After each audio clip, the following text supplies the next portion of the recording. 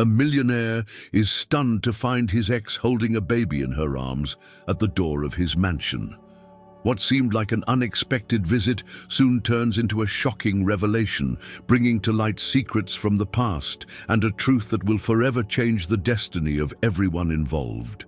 The morning sun cast long shadows across the marble floors of the Collins mansion, its golden rays filtering through floor-to-ceiling windows that overlooked Chicago's prestigious Gold Coast neighborhood.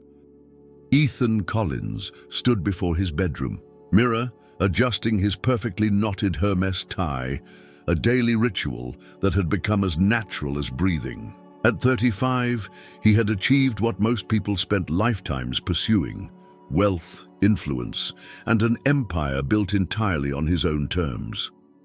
The reflection staring back at him showed a man who seemed to have it all figured out. His dark hair was impeccably styled. His custom-tailored Tom Ford suit fit like a second skin, and his steel blue eyes carried the sharp focus of someone who knew exactly where he was going in life. Yet there was something else in those eyes, a flicker of emptiness that even the most expensive suits couldn't conceal. Walking through his sprawling mansion, Ethan's footsteps echoed against the pristine walls, adorned with priceless artwork. Each piece had been carefully selected to project success and sophistication, but none of them held any real sentimental value. The house, despite its grandeur, felt more like a museum than a home. His phone buzzed with yet another message from his mother, Sylvia. "Don't forget the board meeting at 10. The Peterson merger won't close itself." Ethan sighed, tucking the phone away without responding. Sylvia's constant involvement in his life, both personal and professional, had become increasingly suffocating. Over the years, as he made his way down the curved staircase, memories of a different time invaded his thoughts. Images of Megan Davis flooded his mind. Her infectious laugh, the way her green eyes crinkled when she smiled, how she could make even the simplest moment feel extraordinary. 5 years had passed since she'd vanished from his life without explanation, leaving behind only questions and a void that his success couldn't fill. The kitchen staff had already prepared his usual breakfast, a protein smoothie and avocado toast. But Ethan barely noticed the taste anymore. Everything in his life had become routine, predictable, safe. He'd built his reputation on being calculated and in control, yet lately he'd begun to question if control was just another word for fear. His driver, James, waited outside with the Tesla Model S warmed and ready. "The usual route, sir?" he asked, though they both knew the answer. Ethan nodded, settling into the leather seat as Chicago's skyline stretched before them. The city had always felt like his kingdom, but today, something felt different. There was an inexplicable tension in the air, as if the universe was holding its breath. During the drive, Ethan reviewed the day's schedule on his tablet: meetings, calls, lunch with potential investors, and a charity gala in the evening. His life ran like a well-oiled machine, each moment carefully planned and executed. It was the kind of life his mother had always envisioned for him, perfect on paper, pristine in presentation. But beneath the polished surface, questions lingered. Late at night, when the mansion fell silent and the weight of success felt heaviest, Ethan found himself wondering about the roads not taken. What if he had fought harder when Megan left? What if he had challenged his mother's suffocating influence sooner? What if there was more to life than the endless pursuit of perfection? As the car pulled up to Collins Enterprises headquarters, Ethan straightened his jacket and prepared to step into his role as CEO.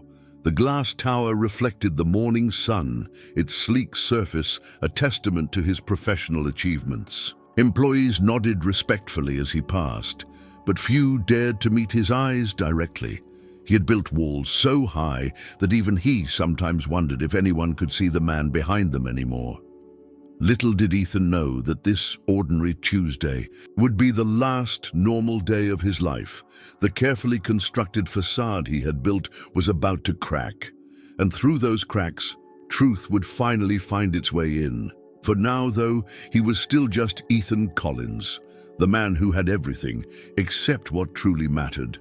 The elevator climbed smoothly to the top floor, each floor marking another step toward what he thought was just another day at the office. But fate had other plans, and sometimes the biggest changes come when we least expect them, wrapped in packages we never thought to look for.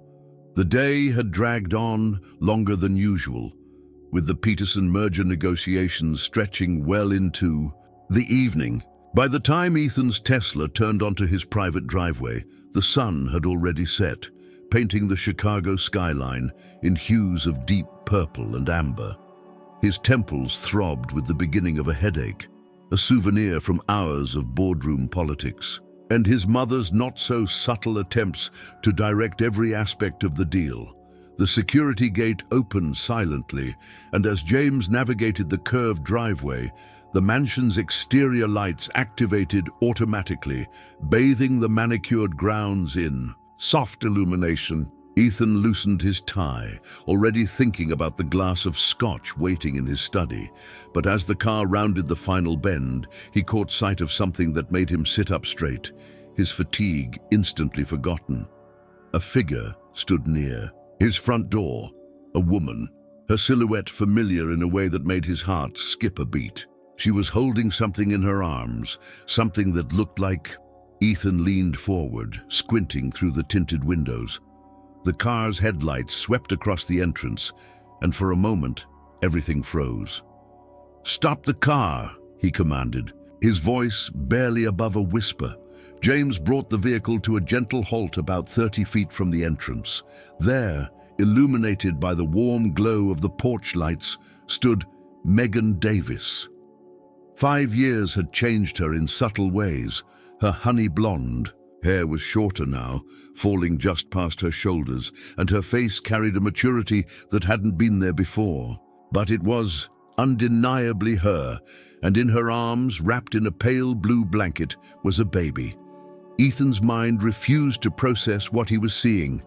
He sat motionless in the back seat, his fingers gripping the leather armrest so tightly his knuckles had gone white. The baby shifted in Megan's arms, and even from this distance, Ethan caught a glimpse of startlingly blue eyes. Eyes that mirrored his own, with unsettling accuracy. "Sir?" James's voice seemed to come from very far away. "Should I call security?" "No," Ethan managed to say, though his throat felt desert dry. "Wait here." He remained in the car, watching as Megan paced slowly in front of the door. She hadn't noticed the vehicle yet, her attention focused on soothing the child who had started to fuss. The sight triggered something deep within Ethan's chest, a mixture of anger, confusion, and another emotion he couldn't quite name. His phone vibrated. In his pocket, probably his mother, wondering why he hadn't called after the meeting. For the first time in his life, Sylvia Collins was the furthest thing from his mind. All he could focus on was the mathematical impossibility playing out before him. 5 years since Megan had disappeared. A baby that couldn't be more than a year old. Eyes that seemed to have been copied directly from his own genetic code. The pieces didn't fit, yet they formed a picture he couldn't ignore. Questions raced through his mind. Why now? Why here? And most importantly, why had she kept this from him? The rational part of his brain, the part that had built his business empire, told him to confront her immediately, to demand answers. But another part, perhaps wiser, urged caution. Ethan found himself thinking of his mother's words from years ago, shortly after Megan's disappearance. "She wasn't right for you, darling. Some people simply aren't meant for our world." At the time, he'd accepted the explanation, throwing himself into work to dull the pain of loss. Now, watching Megan with what could only be his child, those words took on a more sinister tone. The baby's cry pierced the evening air, and Ethan saw Megan reach into a bag, presumably for a bottle. The domestic nature of the scene struck him with unexpected force. In all his imaginings of seeing Megan again, and there had been many, over the years, Nothing had prepared him for this. He pulled out his phone and opened his messages to Brad, his closest friend, and the only person he trusted completely. Need you to look into something, discreetly. It's about Megan Davis. His fingers hovered over the keys before adding, and a baby. The response came almost immediately. What are you talking about? Are you okay? Ethan didn't reply.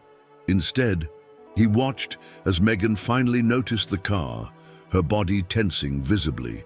Their eyes met through the tinted glass, and even though he knew she couldn't see him clearly, he felt the weight of her gaze. The baby had quieted now, one tiny hand reaching up to touch Megan's cheek. In a gesture so innocent, it made Ethan's chest ache. In that moment, he made a decision. Instead of stepping out of the car, he pressed the intercom button. James, drive around to the garage entrance. We'll use the side door. Sir, what about...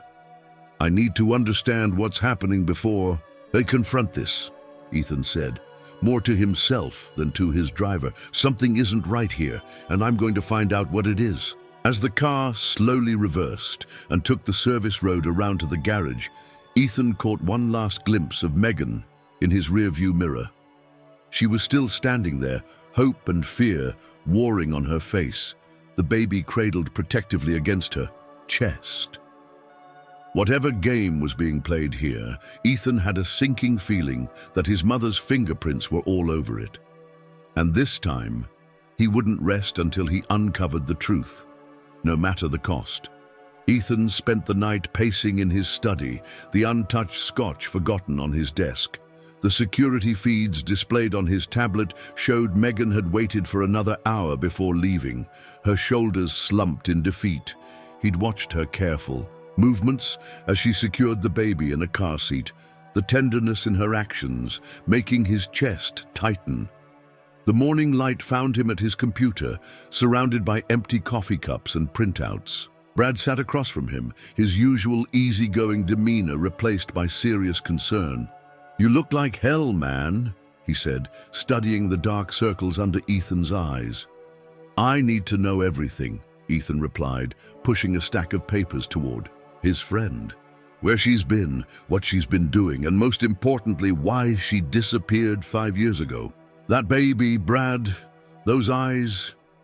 Brad picked up one of the surveillance photos Ethan had printed. Have you considered talking to her directly? Might be simpler than... No, Ethan cut him off. Not until I understand what's really happening. My mother, there's something not right about how she handled everything back then. The timing of Megan's disappearance, the way she kept pushing me to focus on work. The sound of his phone ringing interrupted him. Sylvia Collins, right. On schedule. Ethan silenced it without a second thought. Brad raised an eyebrow but said nothing.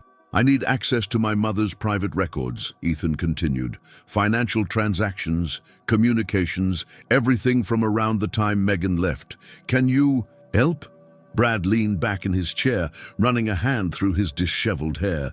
You're talking about investigating your own mother, Ethan. Are you sure about this? The question hung in the air as Ethan walked to the window.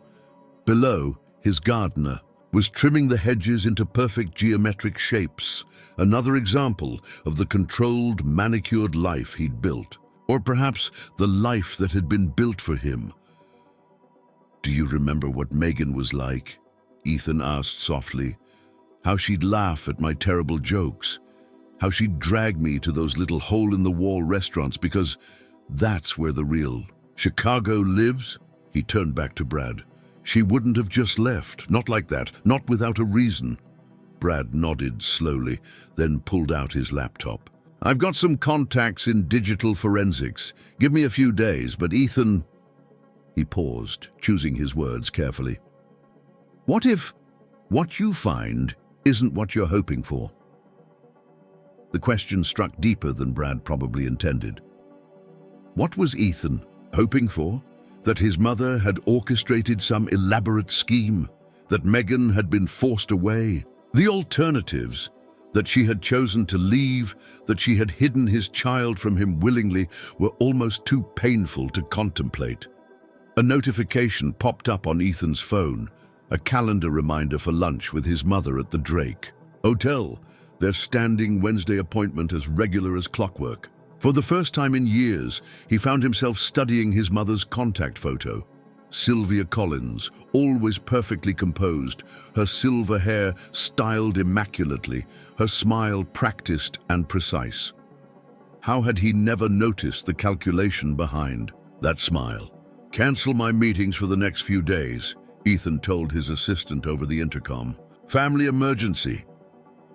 The irony of those words wasn't lost on him. He spent the next few hours compiling everything he could remember about Megan's disappearance.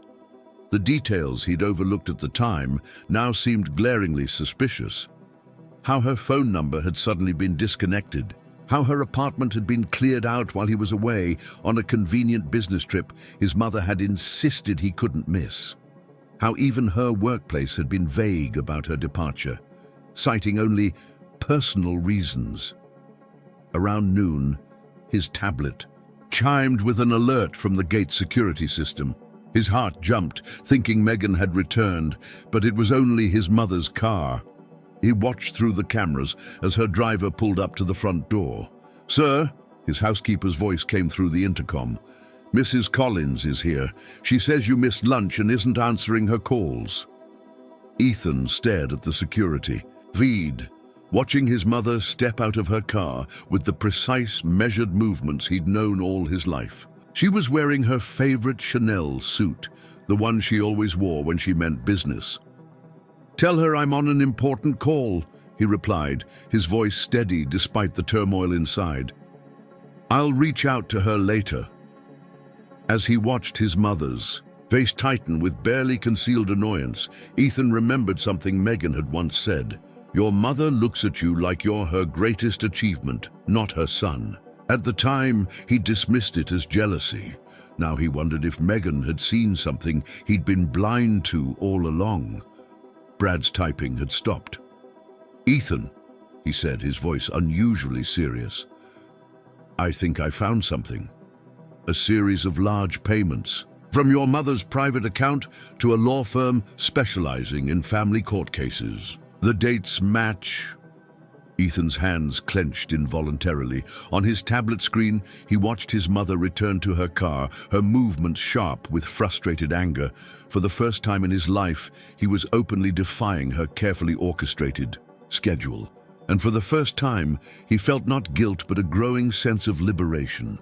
"Show me everything," he said to Brad, turning away from the security feed. Outside, his mother's car pulled away from the mansion, but Ethan didn't watch it go. His focus had shifted entirely to the trail of breadcrumbs leading back to the truth. A truth that seemed darker with each passing hour. The law firm's website looked innocuous enough. Peterson, Martinez and Associates, specialists in family law. But as Ethan sat in Brad's downtown office, reviewing the documents they'd uncovered, he felt a chill that had nothing to do with the air conditioning. 5 separate payments, Brad said, pointing to the highlighted transactions on his screen, each for $50,000, all made within weeks of Megan's disappearance. "And look at this." He pulled up another document. The firm's specialty isn't just family law. They're known for handling high-profile custody disputes, particularly cases involving wealthy families who want things handled quietly. Ethan leaned forward, studying the dates. "There's more," he said, his voice tight. "Look at the timing of these payments compared to my business trips that year." He pulled out his old calendar records. "Every major payment coincides with a time my mother insisted I travel for work." The office fell silent except for the gentle hum of computers. Through the floor-to-ceiling windows, Chicago's business district stretched out below them, a maze of glass and steel that suddenly felt more like a cage than a kingdom. "Sir," Brad's assistant's voice came through the intercom. "There's a Ms. Davis in the lobby. She's asking to speak with you." Ethan's heart jumped. He glanced at Brad, who nodded encouragingly. "Send her up," he replied, straightening his tie automatically. The minutes until Megan's arrival felt like hours. When the elevator doors finally opened, Ethan found himself standing, unable to remain seated. She stepped into the office, looking both determined and uncertain. The baby, his son, he reminded himself, sleeping peacefully against her shoulder. "You're investigating," she said without preamble. It wasn't a question. "Sit down, Megan," he replied, gesturing to a chair. "We have a lot to talk about." She settled into the chair, carefully adjusting the sleeping child. "His name is Liam," she said softly. "He's 10 months old." The name hit Ethan like a physical force. Liam, his son, had a name, had been living, breathing, growing for 10 months without him knowing. "Why now?" he asked, his voice rougher than he intended. "Why come back after all this time?" Megan's eyes darted to Brad, who took the hint and quietly left the room. Once the door closed behind him, she reached into her bag and pulled out a thick manila envelope. "Because of these," she said, placing it on the desk between them.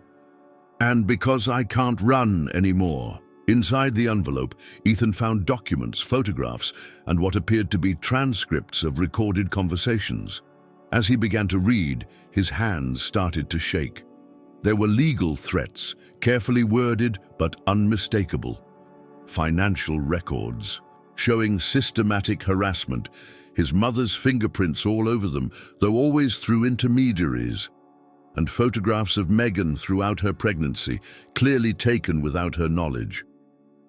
"Your mother has people watching me," Megan explained, her voice steady despite the fear evident in her eyes. "They've followed me through 3 different cities. Every time I start to build a life, they show up. Every job application mysteriously falls through. Every apartment lease gets cancelled. I managed to hide my pregnancy, but after Liam was born," she trailed off, unconsciously holding the baby closer. "Why didn't you come to me sooner?" Ethan asked, though he already suspected the answer. "She convinced me you were in on it," Megan admitted. "She showed me documents, agreements you'd supposedly signed, statements you'd made about wanting me gone. It wasn't until I saw a recent interview you gave where you talked about regret. I realized she might have been lying about everything." Liam stirred in his sleep, making a small sound that tugged at something deep in Ethan's chest. His son. The thought still felt surreal. "There's more," Megan continued, reaching for the envelope again. "I think your mother has been doing this for years to others. I found patterns, other women who mysteriously disappeared from the lives of wealthy men, always handled through the same channels, the same law firms, the same private investigators."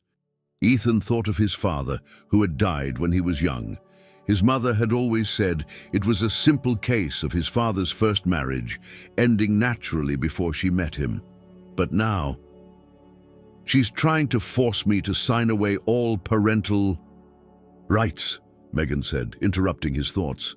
"She's threatened to have Liam taken away completely if I don't comply. That's why I came back. I don't want your money, Ethan. I just want our son to be safe." A notification popped up on Ethan's phone, another missed call from his mother. The sight of her name now filled him with a cold anger he'd never experienced before. "Tell me everything," he said, pulling his chair closer. "From the beginning. Don't leave anything out." As Megan began to speak, Liam opened his eyes, those startling blue eyes that were a mirror of Ethan's own. The baby looked at him with innocent curiosity, and in that moment, Ethan made a silent vow. No more running, no more hiding, no more allowing his mother to orchestrate their lives like pieces on a chessboard. The truth was finally coming to light, and with it, the realization that the greatest threat to his happiness had been living under his own roof all along. The guest house at the far end of Ethan's estate had always been empty, used occasionally for staff during large events, but otherwise forgotten. Now, as he watched Megan settling Liam into a hastily purchased crib, it felt more like home than his mansion ever had. The security system is completely separate from the main house, he explained, standing in the doorway of what had become Liam's nursery. I'm the only one with access codes, and I've hired private security that doesn't report to my mother. Megan nodded, her fingers trailing over the mobile hanging above the crib, stars and moons that cast gentle shadows on the walls. It still feels strange, she admitted, being this close to her. She won't know you're here, Ethan assured her, though they both knew Sylvia Collins had ways of discovering things she wasn't meant to know. Brad's team is monitoring all communications in and out of the main house. If she tries anything... When? Megan corrected softly. Not if, when? The setting sun painted the room in warm hues, making Liam's fair hair glow like spun gold. He was already asleep, one tiny hand clutching the edge of his blanket. Ethan found himself moving closer, drawn by an instinct he didn't quite understand. Yet, he does this thing, Megan said, watching Ethan watch their son, where he scrunches his nose when he's thinking hard about something. Just like you do during meetings. The observation caught Ethan off guard. You've been watching my interviews? I needed to know who you'd become, she replied. If you were still the man She stopped herself, turning back to adjust Liam's blanket unnecessarily. The unfinished sentence hung between them, heavy with possibilities. Ethan remembered their last real conversation 5 years ago. They'd been planning a weekend getaway, talking about the future. He'd been thinking about rings and forever. Now he wondered if his mother had already been setting her plans in motion even then. A soft knock at the door interrupted the moment. Brad stood there, tablet in hand, his expression serious. We've got movement, he said. Sylvia's called an emergency board meeting for tomorrow morning. She's making her play, Ethan said, moving toward the living room where they'd set up their makeshift command center. Screens displayed security feeds, document scans, and timelines of events stretching back years. Megan followed after switching on the baby monitor. What do you think she'll do? Probably try to force me out, Ethan replied, reviewing the meeting agenda Brad had obtained. The Peterson merger gives her leverage. She'll claim I'm emotionally compromised, unfit to lead. She's been laying the groundwork for days, calling board members, having private lunches. Can she do that? Megan asked, settling onto the couch. Just take your company? Our corporate structure is complicated, Ethan admitted. She made sure of that when we first set everything up, but she's not the only one who can play the game. He turned to Brad. Did you get what we needed from the law firm? Brad nodded, pulling up a series of documents. Their cybersecurity was good, but not good enough. We've got proof of at least 3 other cases where Sylvia intervened in similar situations. Money trails, correspondence, everything. Send copies to my private server, Ethan instructed, and get me a meeting with Judge Harrison before tomorrow's board meeting. It's time we had someone look at those custody documents Megan was forced to sign. Do. As Brad left to make arrangements, Ethan noticed Megan shivering slightly. Without thinking, he grabbed a throw blanket from a nearby chair and draped it over her shoulders. The gesture, so natural and yet so intimate, made them both freeze for a moment. I'm sorry, he said quietly, for not seeing what was happening, for not fighting harder when you disappeared. Megan pulled the blanket closer. We were both blind to different things.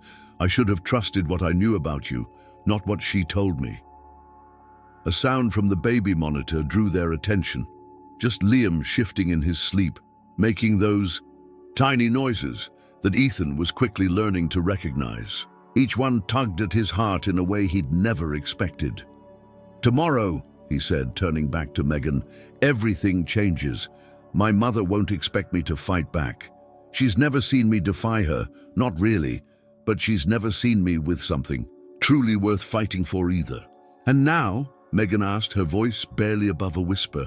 Ethan looked toward the nursery, then back at the woman he'd never truly stopped loving. Now I have 2 things worth fighting for. The night deepened around the guest house, but neither of them moved to turn on more lights. In the gentle glow of the computer screens, they continued working, planning, and slowly rebuilding the trust that had been shattered by lies. Outside, the main house loomed dark and imposing, but it no longer felt like home to Ethan. Home, he was beginning to realize, had nothing to do with marble floors and priceless art. It had everything to do with baby monitors, shared blankets, and second chances. The Collins Enterprises boardroom occupied the entire top floor of their downtown headquarters, its floor-to-ceiling windows offering a panoramic view of Chicago's skyline.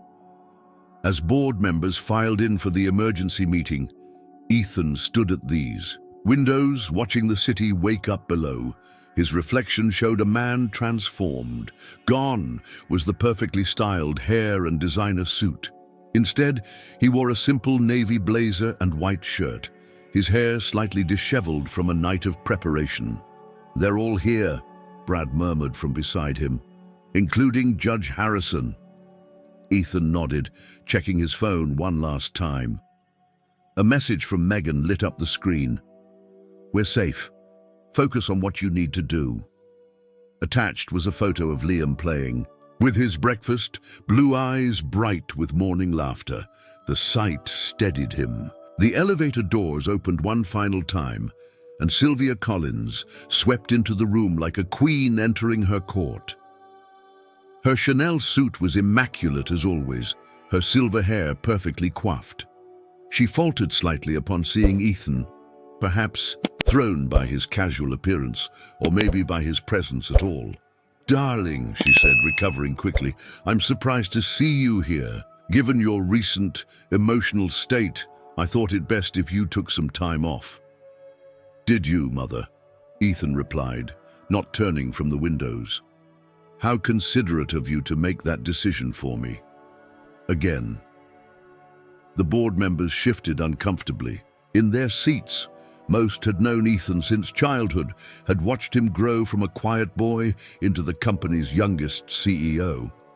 Now they watched the first cracks appear in the carefully maintained facade of the Collins family dynamic. "Let's begin," Sylvia announced, taking her seat at the head of the table. "As you all know, recent events have raised concerns about the company's leadership." "Actually," Ethan interrupted, finally turning to face the room, "I'd like to start with a different topic." He pressed a button on his phone, and the room's screens lit up with documents. "Specifically, I'd like to discuss the Peterson, Martinez and Associates law firm and their interesting relationship with this company's funds." The color drained from Sylvia's face. "This is hardly the time." 5 years ago, Ethan continued, his voice steady, they received a series of payments totaling $250,000. Payments authorized by you, Mother, from accounts that should have been frozen after Father's death. The boardroom grew so quiet you could hear the hum of the city below. Judge Harrison, seated near the back, leaned forward with obvious interest. "And that was just the beginning," Ethan said, changing the display to show more records. "Over the past decade, similar payments were made in at least 3 other cases. Each time, a woman disappeared from the life of a wealthy client. Each time, custody rights were signed away under suspicious circumstances." "These are confidential business matters," Sylvia snapped, her composure cracking. "The board has no authority." "The board has every authority," Ethan cut in, "when company funds are being used for personal vendettas, when the reputation of Collins Enterprises is being leveraged to destroy lives, to separate parents from their children." He walked slowly around the table, letting his words sink in. "Tell me, Mother, did you do the same thing to my father's first wife? Is that why I never knew about her until now?" Sylvia's hand tightened on her pen until her knuckles went white. "Everything I did was for you. For this company, that girl, Megan, she would have ruined everything we built. That girl is the mother of my child," Ethan said, his voice like steel. "A child you knew about. A child you tried to erase from existence through legal manipulation and threats. Gasps and murmurs filled the room.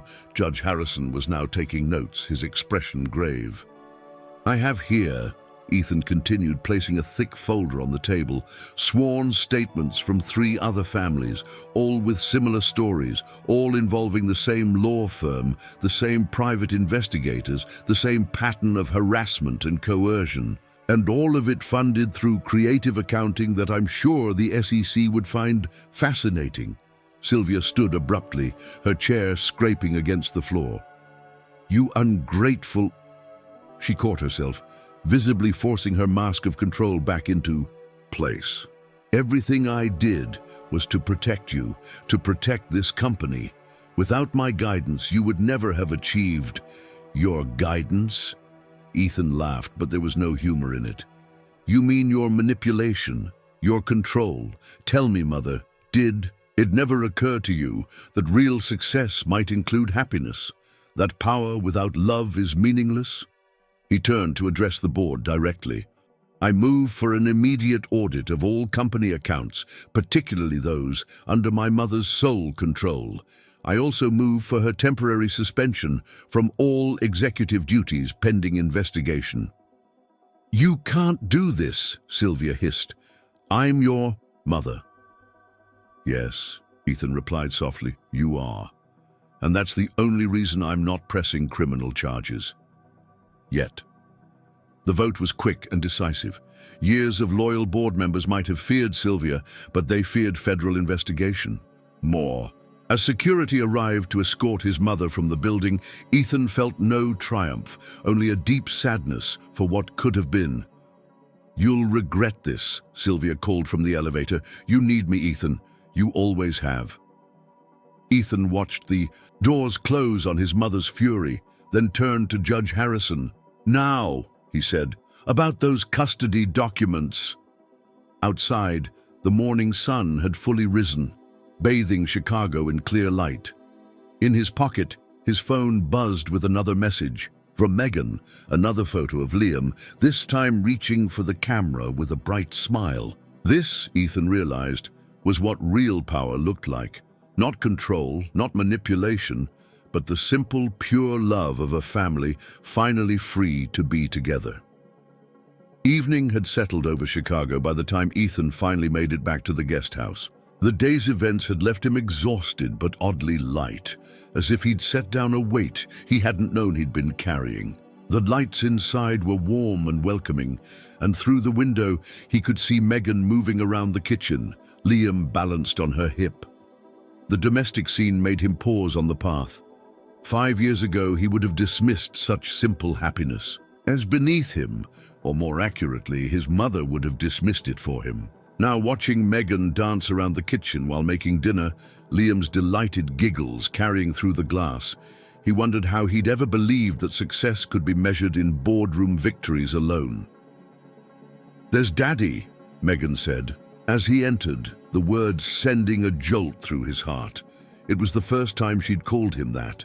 Liam turned at her words, his face lighting up with a smile that seemed to wash away the day's tension. "The board meeting?" Megan asked, passing Liam to him with practiced ease. The baby immediately grabbed for his tie, a new favorite game. "Better than we hoped," Ethan replied, carefully extracting his tie from tiny fingers. "Judge Harrison is expediting the custody review, and the board—" He paused, bouncing Liam gently. "Let's just say, my mother's reign at Collins Enterprises is effectively over." Megan's relief was visible, but there was worry in her eyes too. "She won't give up easily." "No," Ethan agreed, settling into a kitchen chair with Liam. "Brad's already detected attempts to access my private servers, and her lawyers have been making calls all afternoon." "I know," Megan said, turning back to the stove, where something that smelled delicious was simmering. "2 of them tried to approach me at the grocery store earlier. Your security team handled it." Ethan tensed. "We should increase the protection." "Detail already done," she assured him. "Brad took care of it. He also swept the house for bugs again. We're clean." Watching her move confidently around the kitchen, Ethan was struck by how much she'd changed from the young artist he'd fallen in love with years ago. The hardships she'd faced had given her an edge of steel, but somehow hadn't diminished her capacity for joy, as evidenced by the way she was now making silly faces at Liam over Ethan's shoulder. "I made your favorite," she said, stirring the pot. "That ridiculous 5-cheese macaroni that takes forever. You remembered." "I remembered everything," she said softly, not looking at him. "Even during the worst times, I kept every good memory. They helped me stay strong for Liam." The baby in question chose that moment to make his hunger known, his happy babbling turning to impatient whimpers. Ethan stood, intending to hand him back to Megan, but she shook her head. "His bottle's ready on the counter," she said. "It's time you learned this part of being a dad." The next few minutes were a crash course in baby feeding logistics. Ethan, who could navigate million-dollar negotiations without breaking a sweat, found himself completely absorbed in the challenge of finding the right angle and pressure for the bottle. "There you go," Megan encouraged as Liam finally settled into a rhythm. "He's just like you, likes to take charge of the situation." Ethan looked down at his son, marveling at how natural this felt, how right. "I missed so much," he said quietly. "We have time now," Megan replied, her hand resting briefly on his shoulder before she turned back to finish dinner. The moment was interrupted by Ethan's phone buzzing. Brad's message was brief, but concerning. "Your mother's been meeting with Thomas Kane." Ethan's jaw tightened. Kane was one of Chicago's most aggressive family court attorneys, known for his scorched earth approach to custody battles. "Bad news?" Megan asked, noting his expression. "Nothing we didn't expect," he replied, trying to keep his voice light for Liam's benefit. "Mother's laying groundwork for her next move." Megan came to stand beside him, looking down at their son. "She thinks she can use him to hurt us, to control you." "She doesn't understand," Ethan said, watching Liam's eyes drift closed as he finished his bottle. "She spent so long using love as a weapon that she can't recognize the real thing anymore." The kitchen fell quiet, except for Liam's soft breathing and the gentle bubbling of the pot on the stove. Outside, the security team maintained their vigilant patrol of the grounds, and somewhere in the city, Sylvia Collins was undoubtedly plotting her revenge. But in this moment, in this warm kitchen that smelled of cheese and childhood memories, none of that seemed to matter. "We should eat," Megan finally said, breaking the peaceful silence, "before it gets cold." As they settled around the small kitchen table, so different from the formal dining room in the main house, Ethan realized something. His mother had always taught him that power came from control, from keeping others at arm's length. But watching Megan cut up bits of macaroni for Liam to grasp with chubby fingers, seeing the love and trust in both their faces, he understood that real power came from letting people in. The offices of Thomas Kane sprawled across the 48th floor of a downtown high-rise, all chrome and leather and spectacular views. Ethan sat in the reception area, deliberately early for the meeting, watching Chicago's elite shuffle past with their designer briefcases and carefully crafted expressions of importance. His mother had chosen her weapon well. Kane's reputation preceded him, a shark in designer suits who specialized in turning custody battles into war zones. The wall behind the reception desk displayed newspaper clippings of his victories, each one representing a family torn apart for the right price. Or, "Mr. Collins," the receptionist's voice cut through his thoughts. "Mr. Kane will see you now." The man himself stood behind an imposing desk, his smile as artificial as the orchids adorning his office. "Ethan Collins," he said, extending his hand. "Your mother speaks very highly of you." "I'm sure she does," Ethan replied, ignoring the offered hand. "Just as I'm sure she's paying you an obscene amount to try to take my son away from his mother." Kane's smile didn't waver as he settled into his chair. Your mother is merely concerned about the welfare of her grandson, given Ms. Davis's history of instability. You mean the history my mother fabricated, Ethan interrupted, the same way she's done with other families. Allegations without proof are just stories, Mr. Collins, Kane said smoothly, opening a thick file on his desk. What we have here are documented instances of Ms. Davis's erratic behavior, her sudden departures from multiple cities, her pattern of unstable employment, her desperate attempts to escape harassment and intimidation, Ethan corrected, all of which we can prove. For the first time, Kane's smile flickered. Proof is a funny thing in family court. So much depends on perception. For instance, how will it look when the judge learns that Ms. Davis kept a father from his child for nearly a year? About as good as it will look when the judge learns about your firm's history of fabricating evidence, Ethan replied calmly. Or your interesting financial relationship with certain private investigators who specialize in manufacturing custody disputes. Kane's expression hardened. Are you threatening me, Mr. Collins? Not at all. I'm offering you a choice. Ethan leaned forward. Walk away from this case now, and those records stay buried. Push forward, and every dirty deal you've ever made becomes front-page news. You sound just like your mother, Kane observed. She'd be proud. The words hit Ethan like a physical blow, but he kept his face neutral. No, I don't think she would be. Because unlike her, I'm not doing this for power or control. I'm doing it for love.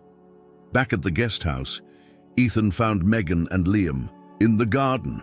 His son was taking wobbly steps between flower beds, Megan hovering protectively nearby. The sight washed away the bitter taste of his meeting with Kane. How did it go? Megan asked as he approached. Kane's backing out, Ethan replied, scooping up Liam as the baby toddled toward him. But mother's already reaching out to other firms. Megan nodded, unsurprised. Your security team caught someone trying to photograph us at the park this morning. Professional camera, long lens. I'll have Brad already handled, she assured him. But Ethan, we can't live like this forever, constantly looking over our shoulders, waiting for the next attack. Liam squirmed in Ethan's arms, reaching for a butterfly that had landed on a nearby flower. His innocent delight in the simple wonder of nature made the adult's concerns seem simultaneously more urgent and more trivial. We won't have to, Ethan promised. Brad found something in the old company records, something about my father's death and the transfer of shares that followed. Mother's control of the company might not be as legitimate as everyone thought. You think that's why she's so desperate to maintain control, to keep these secrets buried? I think, Ethan began, but was interrupted by his phone buzzing. The message from Brad made his blood run cold.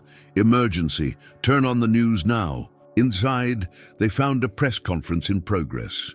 Thomas Kane stood at a podium, Sylvia Collins at his side, her expression a perfect mask of maternal concern. Filing for emergency custody on behalf of the child's grandmother, Kane was saying. Given the mother's history of instability and the father's recent erratic behavior, we believe... Ethan turned off the TV, his hands shaking with suppressed rage. Liam, sensing the tension, began to fuss. She's trying to take him from both of us, Megan whispered, taking the baby and holding him close. She'll put him in her care, raise him the way she raised you. No, Ethan said firmly. She won't. He pulled out his phone again, dialing Brad. Remember that file we discussed? The one about my father? Release it. All of it. Ethan, Brad's voice was cautious. That information, it could destroy more than just your mother's reputation. The whole company... The company can be rebuilt, Ethan interrupted. A childhood can't be. Release it. As he ended the call, Ethan looked at Megan and Liam, his real legacy, his true success. His mother had taught him that victory meant never showing weakness, never backing down. But as he watched his son snuggle into his mother's embrace, Ethan realized that sometimes the greatest strength lay in knowing what you couldn't bear to lose. The morning headlines hit like thunderbolts across Chicago's business community. Collins Enterprise founded on fraud? Sylvia Collins implicated in husband's estate manipulation. Questions arise about Collins' fortune origins. But it was the Chicago Tribune's front page that cut deepest. The dark truth behind the Collins family empire. Ethan stood in his office at Collins Enterprises, watching employees hurry through the corridors with worried expressions. The stock was in free fall, board members were calling emergency meetings, and his phone hadn't stopped ringing since dawn. But his attention was fixed on a single photograph he'd never seen before, delivered anonymously to every major news outlet in the city. The image showed his father, Jonathan Collins, signing what appeared to be legal documents. Behind him stood a much younger Sylvia, her hand on his shoulder, watching intently. The date stamp placed it 3 days before his father's sudden death, and the documents were now revealed to be a controversial transfer of company shares that had given Sylvia unprecedented control. "The forensic accountants have confirmed everything," Brad said, entering the office with a thick stack of reports. "Your father's first wife, Elizabeth, was actually the majority shareholder through her family's original investment. When she disappeared, when my mother made her disappear," Ethan corrected quietly. "Right. Well, the share transfer that followed was based on forged documents. Your father's signature on the final papers, the ones in that photo. Analysis shows he was likely already experiencing symptoms of the cerebral hemorrhage that supposedly killed him the following week." Ethan placed the photo face down on his desk. "And no one investigated all these years?" "Your mother buried it well," Brad replied, "used the company's influence to shut down any questions. But she couldn't erase everything. Elizabeth left. A trail, bank records, letters, even a safety deposit box we just located. She knew what was happening and tried to protect herself." "Did she have any family? Children?" Brad shook his head. "She disappeared completely after your father's death. Given what we now know about your mother's tactics." The implication hung heavy in the air. Ethan thought of Megan, of how close she had come to a similar fate. His phone buzzed again, another message from the board demanding his presence at an emergency session. "Sir," his assistant's voice came through the intercom. "Judge Harrison is here." The judge entered looking grave but determined. "Hell of a morning, Ethan. I've reviewed the new evidence, including the documents about your father's death and the custody interference pattern. Given the circumstances, I'm issuing an immediate emergency order barring your mother from any contact with Liam." Relief flooded through Ethan, but it was tempered by a deeper concern. "What about Elizabeth, my father's first wife? If she's still alive somewhere?" "We've already got people looking," Brad assured him. "If she's out there, we'll find her." The office door burst open, and Sylvia Collins stormed in, her usual poise shattered by fury and fear. "How dare you?" she seethed, advancing on Ethan. "Everything I built, everything I did for you." "That's close enough, Mrs. Collins," Judge Harrison interrupted, stepping between them. "You should know there's now a restraining order in effect." "A restraining order?"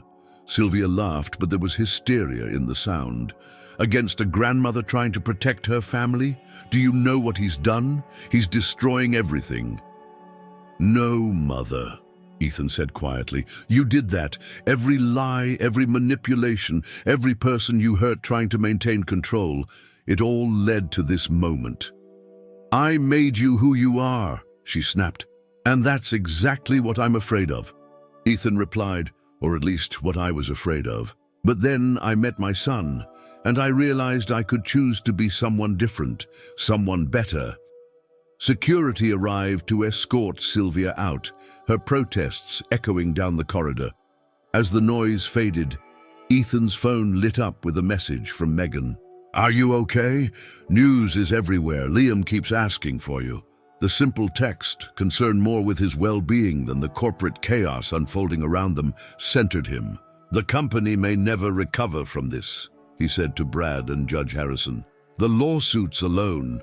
The truth was always going to come out eventually, the judge replied. At least this way it came out on your terms. And speaking of truth, he pulled a file from his briefcase. We found something else in Elizabeth's safety deposit box. Letters never delivered, written to her stepson. To you.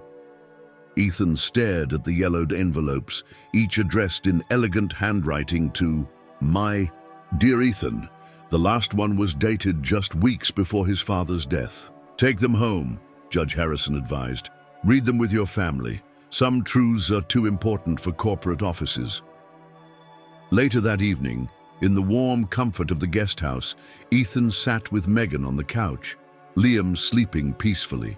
In his lap, the letters lay unopened on the coffee table, holding secrets that had waited decades to be revealed. Whatever's in them, Megan said softly, it doesn't change who you are now, who we are together. Ethan looked down at his son, then at the woman who had fought so hard to protect their child from repeating the cycles of the past. No, he agreed, reaching for the first letter. But maybe it can help us understand where we came from and make sure the story ends differently this time. As he began to read Elizabeth's first letter, his free hand found Megan's, their fingers intertwining in a gesture of unity against whatever truths the past might hold. Outside, Chicago's lights twinkled like stars, while inside, a family held together, proving that some bonds were stronger than even the most carefully constructed lies.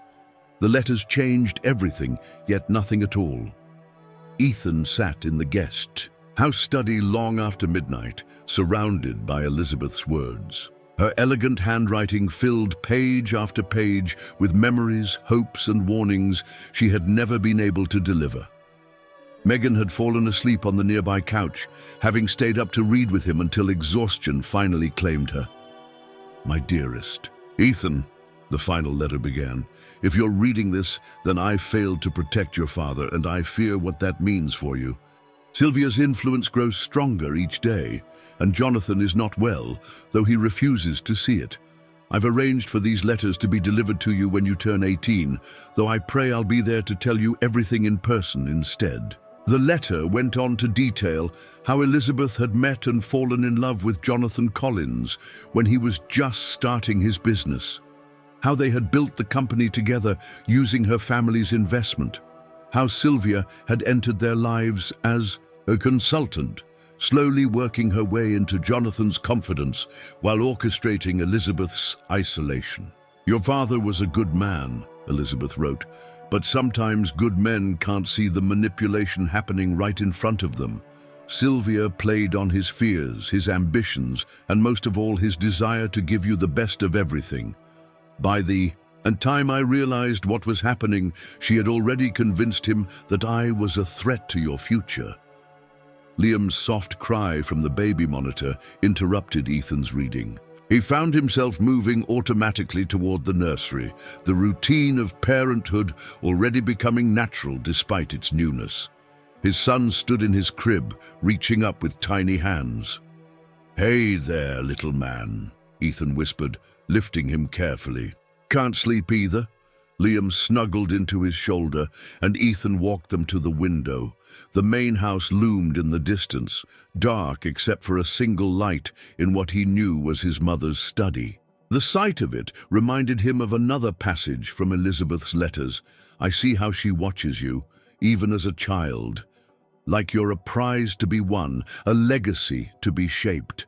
Please understand, Ethan, love shouldn't come with conditions. It shouldn't require perfection or control. Real love sets you free. Your grandmother was a wise woman. Megan's voice came softly from the doorway. She walked over to join them at the window, running a gentle hand over Liam's back. I wish I had known her, Ethan replied. All those years, I thought my father's first marriage was just a footnote in our family history. Instead, she was trying to save both you and your father, Megan finished, just like I tried to protect Liam. The parallel wasn't lost on Ethan. The letters mention a place, a lake house in Wisconsin where she and my father spent their early years. Together, Brad's team is looking into it. If she survived, if she managed to escape. Then maybe she's been waiting all this time to be found, Megan said, just like I waited for you to find the truth. Liam had drifted back to sleep, his warm weight a reminder of what really mattered. As Ethan laid him back in his crib, his phone buzzed with a message from Brad.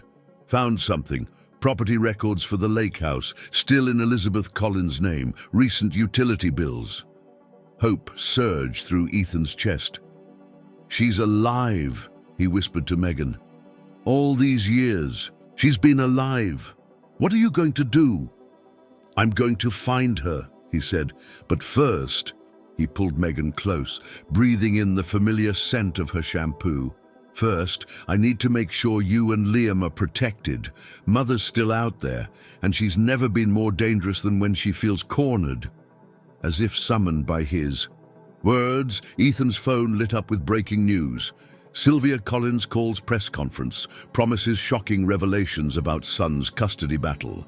She's getting desperate, Megan observed, reading over his shoulder. Good, Ethan replied, surprising himself with the firmness in his voice. Let her try whatever she wants.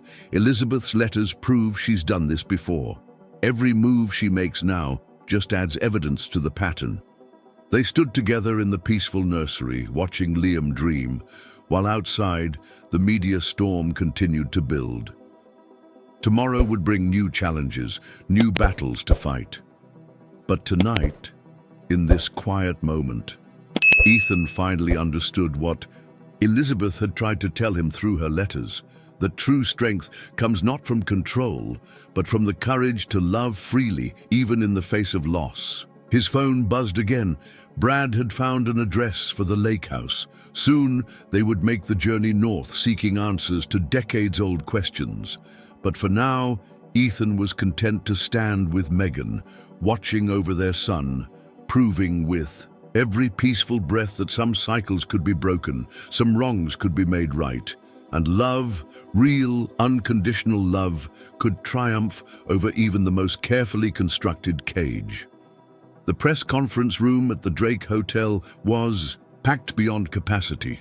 Reporters jostled for position, cameras flashed, and the air hummed with anticipation. Sylvia Collins had promised revelations, and Chicago's media elite had turned out in force to hear them. Ethan watched the live feed from Brad's office, Megan beside him. They had left Liam safely at the guest house with additional security, knowing that whatever was about to happen, their son needed to be protected from the media circus. She looks different, Megan observed as Sylvia approached the podium. It was true. The usually immaculate Mrs. Collins appeared slightly disheveled, her trademark poise showing cracks around the edges. My son, Sylvia began, her voice carrying a tremor that might have been genuine emotion or calculated performance, has been led astray by manipulative forces seeking to destroy our family legacy. Today, I'm here to reveal the truth about Megan Davis. Ethan felt Megan tense beside him. He reached for her hand, squeezing it gently. Years ago, Sylvia continued, I discovered Ms. Davis's involvement in a plot to infiltrate wealthy families through romantic entanglement. She is not an innocent victim, but rather part of a sophisticated operation targeting vulnerable heirs. That's absurd, Megan whispered, but Ethan could hear the fear in her voice. More cameras flashed as Sylvia held up a folder. I have here evidence of similar attempts with other families. Multiple identities, multiple cities. Sylvia's voice cracked. As a mother, I had no choice but to protect my son. And now, as a grandmother, I must protect my grandson from this woman's deceptions. Brad burst into the office. Ethan, we've got something. The Wisconsin property, there's been activity. Someone accessed the security system this morning, using Elizabeth's old codes. On the screen, Sylvia was still speaking, but Ethan's attention had shifted.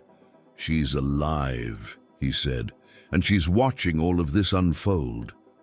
"There's more," Brad continued. "We found financial records. Regular payments from a hidden account in your mother's name to someone near the lake house. She's been keeping tabs on Elizabeth all these years." Megan stood abruptly. "We need to go. Now.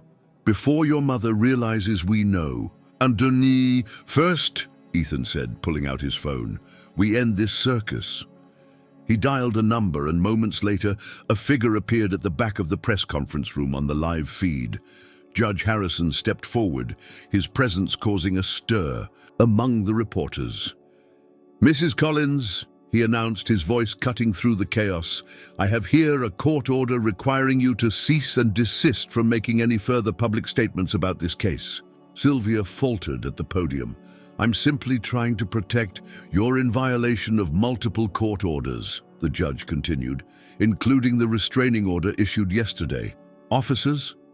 Two police officers approached the podium as cameras flashed frantically. Sylvia's face contorted with rage. "You can't do this. I have proof. I have—" "What you have," Ethan's voice rang out as he and Megan entered the room, "is a history of fabricating evidence, just like you did with Elizabeth Collins." The room erupted in questions. Sylvia's face went pale. "You don't know what you're talking about." "Actually, I do." Ethan addressed the crowd of reporters. "For decades, my mother has used her influence to separate families, manipulate custody battles, and maintain control through fear. She did it to my father's first wife, Elizabeth Collins. She tried to do it to Megan. And now she's trying to do it to my son." "You ungrateful!" Sylvia lunged forward, but the officers caught her arms. "Mrs. Collins," one officer said firmly, "you need to come with us." As they led her away, she called out, "Everything I did was for you, Ethan. Everything." "No, Mother," he replied quietly. "It was all for you, but now it's over." The media erupted with questions, but Ethan and Megan were already moving toward the exit where Brad waited with their travel plans.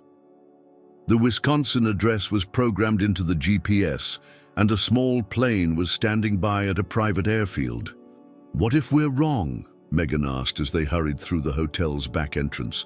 "What if she's not there?" "She's there," Ethan said with certainty. "All these years, she's been watching, waiting for someone to find the truth, just like you did with Liam." They picked up their son from the guest house, his innocent excitement about the impromptu trip a stark contrast to the tension thrumming through the adults. As their convoy of vehicles headed toward the airfield, Ethan received one last message from Judge Harrison. "Your mother's being held for contempt of court. Take all the time you need. Find Elizabeth." The small plane waited on the tarmac, its engines already warming up. As they boarded, Liam squealed with delight at his first glimpse of an aircraft, completely unaware of the history and healing that awaited them at the other end of their journey. "Ready?" Ethan asked Megan as they buckled in. She looked at him holding their son, the love between them stronger for having been tested by fire. "Ready," she replied. "Let's go find your stepmother." The plane took off into the afternoon sky, leaving behind the chaos of Chicago for the quiet lakes of Wisconsin. Somewhere ahead, in a house by the water, Elizabeth Collins waited, a missing piece of the puzzle that had shaped Ethan's life in ways he was only now beginning to understand. The lake house appeared through the trees like a memory made real. It was smaller than Ethan had imagined. A craftsman-style cottage with wide windows and a wraparound porch, its cedar siding weathered to a soft grey. Wild gardens surrounded it, so different from the manicured perfection of his mother's estate. As their car pulled up the gravel drive, Ethan spotted movement behind one of the windows. His heart raced. In his lap, Liam stirred from his travel nap, blinking at the new surroundings. "Someone's home," Megan said softly from the back seat. The front door opened before they could reach it. A woman stood in the doorway, tall, elegant despite her casual clothing, with silver-streaked, dark hair and eyes that Ethan recognized from the photographs in Elizabeth's letters. She was older now, of course, but there was no mistaking her presence. "Ethan," she said, her voice catching slightly, "I've been watching the news. I knew you'd come." He found himself frozen on the bottom step, Liam in his arms. All the questions he'd prepared, all the things he'd planned to say, vanished in the reality of this moment. Elizabeth solved the dilemma by descending the steps herself. She moved with a grace that reminded Ethan of the dancing lessons his mother had forced him to take, except Elizabeth's grace seemed natural, unforced. "You have your father's eyes," she said, stopping just in front of him, "though you carry yourself like—" She trailed off, perhaps thinking better of the comparison. "Like my mother taught me to," Ethan finished for her. "Though I'm trying to unlearn that." A small smile touched Elizabeth's lips. "Yes, I've seen that too. Your stand at the company, protecting your family." Her gaze shifted to Liam, who was studying her with curious blue eyes. "And this must be your son." "This is Liam," Megan said, stepping forward, "and I'm Megan." "I know," Elizabeth replied warmly. "I've been following everything. Please come inside. I think we have a lot to talk about." The interior of the lake house was a revelation. Walls lined with books, comfortable furniture that invited you to sit, and most strikingly, photographs everywhere. Ethan stopped short when he saw one prominently displayed, his father, much younger, laughing, as he steered a sailboat across the lake. "That was our first summer here," Elizabeth said, following his gaze. "Before Sylvia, before everything changed. He was so different then, full of dreams and laughter."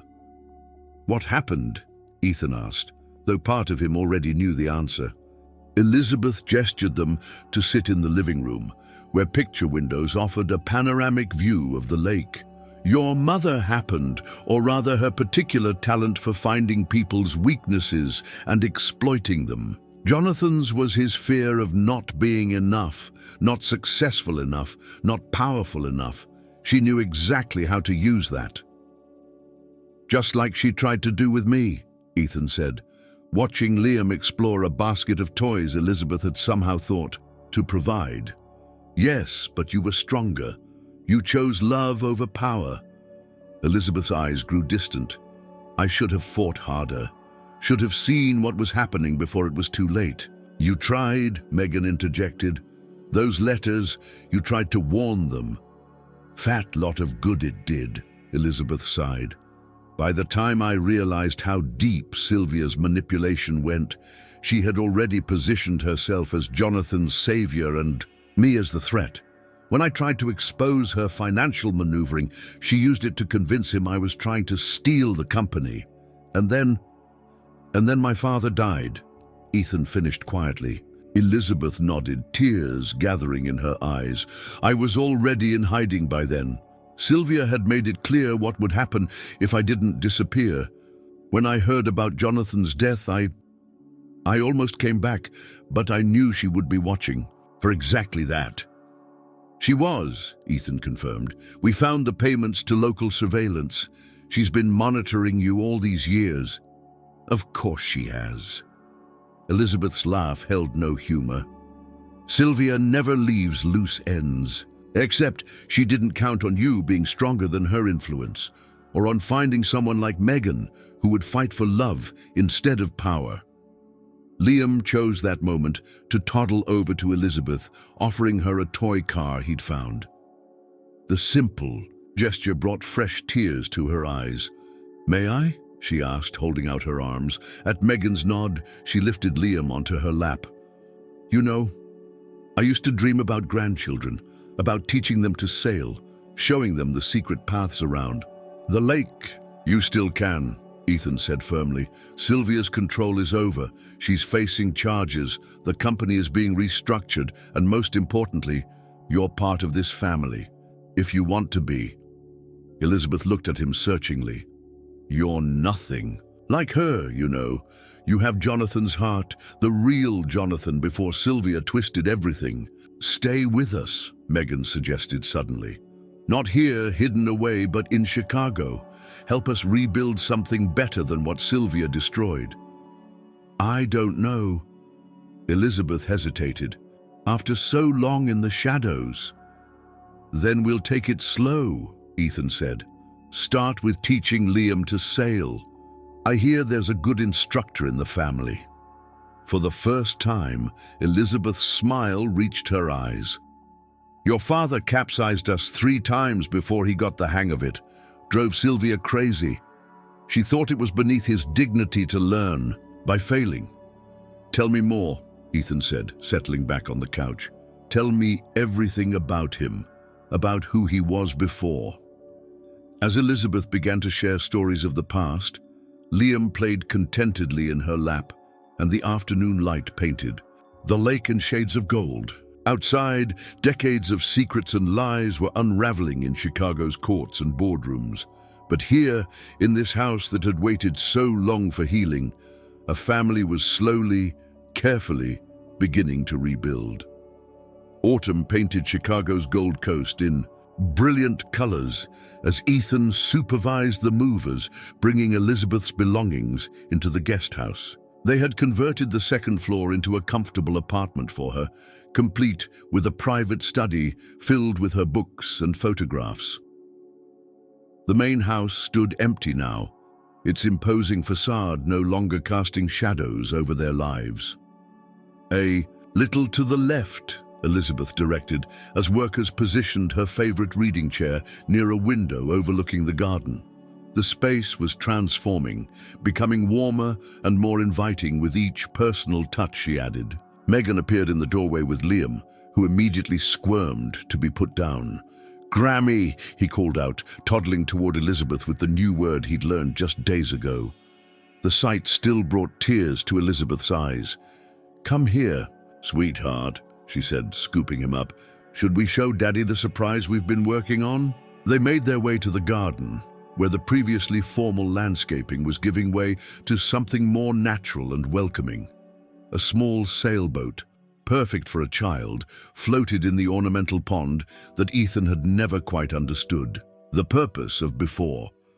Your father built something similar for you, Elizabeth explained, though you never got the chance to use it. I found the plans in my old files. Ethan watched as she showed Liam how to float leaves in the water, teaching him about wind and currents in ways his young mind could grasp.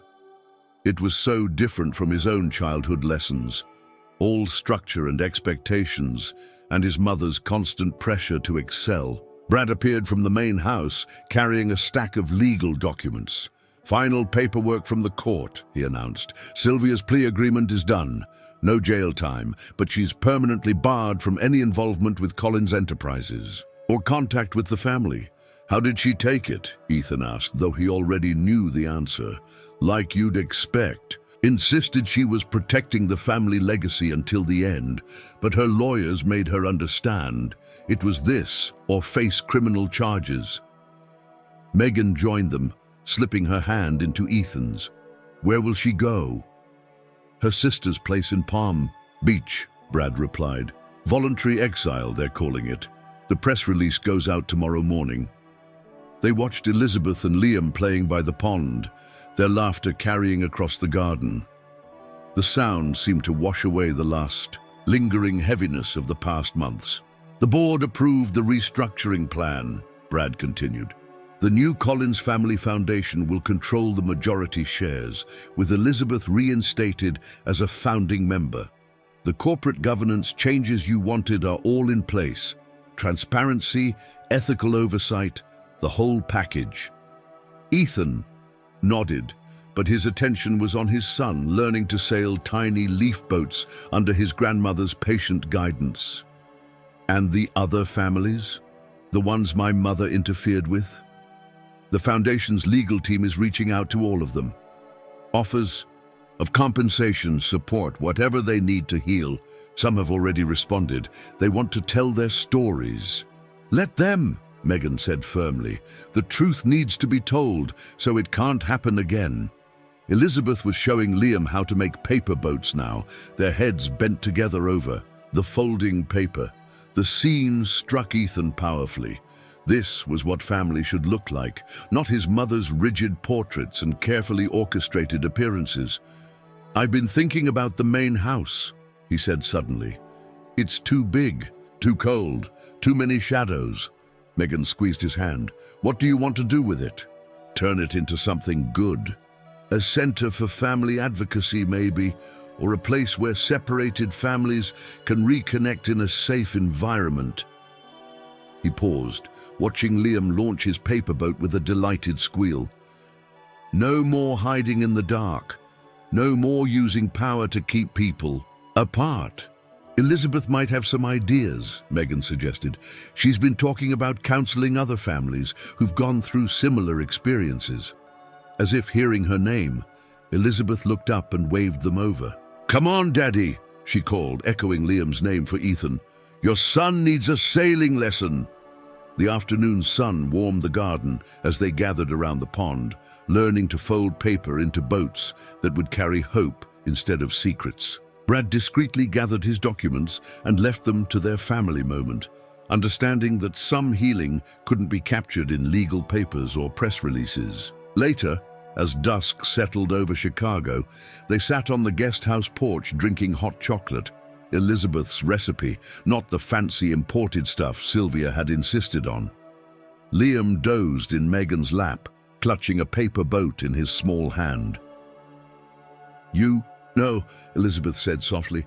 "Jonathan would be proud of this. Not the company or the money, but this.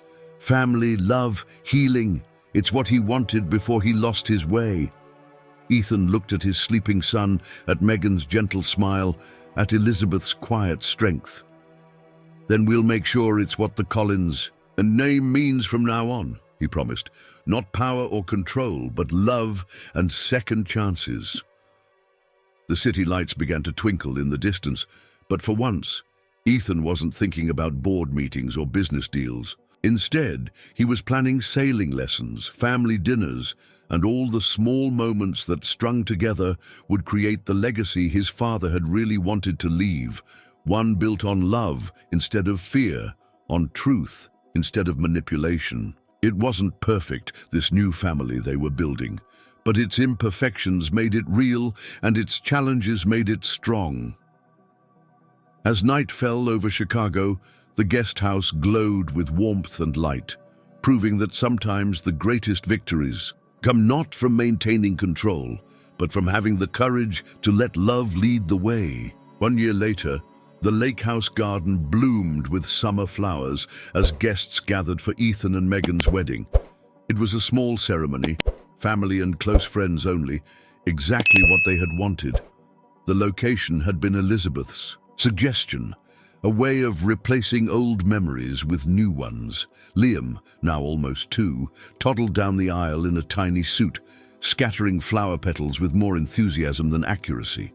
Elizabeth followed, carrying a small wooden box that contained the letters she had written so many years ago, along with new ones, messages of love and hope for Liam's future.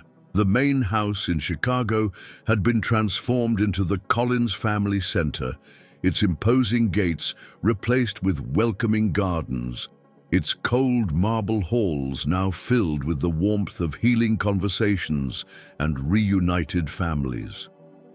Elizabeth spent 3 days a week there, counseling others who had faced similar struggles, turning her pain into purpose. As Megan walked toward him in a simple white dress, wildflowers in her hair, Ethan reflected on how different this was from the life his mother had planned for him. There were no society photographers, no carefully orchestrated publicity, just love, pure and strong, witnessed by the people who mattered most. Brad, standing as best man, handed over the rings, simple gold bands that meant more than all. The wealth his mother had fought so hard to control. The ceremony was brief but meaningful, their vows speaking of second chances and chosen family, of truth and trust rebuilt from ashes. During the reception held on the lakeside lawn, Elizabeth raised her glass for a toast. To love that persists, she said, her voice carrying across the gathering. To truth that refuses to stay buried. And to family, not the kind that's forced upon us, but the kind we choose to build together. Liam had fallen asleep in his new grandmother's lap, peaceful under the summer sky. The guests mingled on the lawn, many of them families who had been helped by the Collins Center, their own stories of healing adding depth to the celebration. As the sun began to set, Ethan and Megan slipped away to the dock, where a small sailboat waited. Elizabeth had taught them both to sail over the past year, turning her peaceful refuge into a place of family connection and joy. "Ready for our sunset cruise, Mrs. Collins?" Ethan asked, helping Megan into the boat. She laughed, that same laugh that had first caught his attention years ago. "As long as you promise not to capsize us in my wedding dress." "No guarantees," he teased, raising the sail. "Dad's tendency for nautical mishaps might be genetic." They glided across the golden water, the evening light painting everything in warm hues. From the shore, they could hear Liam's delighted squeal as he woke to find himself still in the midst of the celebration. "Sometimes I wonder," Megan said softly, "what would have happened if I hadn't come back that day, if I hadn't taken the risk of standing at your door with Liam?" Ethan adjusted the sail, something Elizabeth had taught him to do by feel rather than his mother's rigid rules. "I think we would have found each other anyway. Some love is just meant to be. Even with all the obstacles? Especially with all the obstacles." He smiled at her. "They just proved how strong we could be together." As they turned the boat back toward shore, they could see Elizabeth walking along the beach with Liam, showing him how to skip stones across the water. The sight reinforced everything they had learned over the past year. That family was not about power or control, but about love freely given and joyfully received. The Collins empire had changed, transformed from a monument to power into a force for healing. The press still followed their story, but now they reported on the families reunited through the center's work, on Elizabeth's advocacy for family, court reform, on the new corporate ethics standards that bore the Collins name. Sylvia remained in Florida, her carefully constructed world of control replaced by a quiet exile. She had sent a wedding gift, expensive, impersonal, exactly what they had expected. They donated it to the center, another small act of transforming old patterns into new purpose. As they moored the boat and rejoined their guests, Ethan and Megan paused to watch their son playing with his grandmother.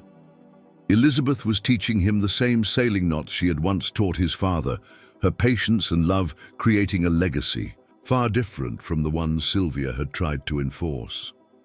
"You know what I think?" Megan said, leaning into Ethan's embrace. "I think this is what your father wanted all along. Not the empire or the power, but this family, love, peace." "I think you're right," Ethan replied, watching Liam's attempts to copy Elizabeth's knot tying. "And now we get to build it right from the ground up." The stars began to appear over the lake, their light reflecting on the gentle waves. Music drifted from the reception, and their guests called for the first dance. But for a moment, they stayed still, holding each other, watching their family, the one they had chosen, fought for, and built together. This was their real legacy. Not in corporate boardrooms or society pages, but in the laughter of their son, in the wisdom of a grandmother restored to her family, in the strength of love that had refused to be controlled or denied. As they walked back to join the celebration, hand in hand, they knew that some shadows were meant to be broken and some stories were meant to find their way to light. I hope you enjoyed today's story. Subscribe to the channel so you don't miss more stories like this. Give it a like and comment below what you thought of the story. See you in the next video.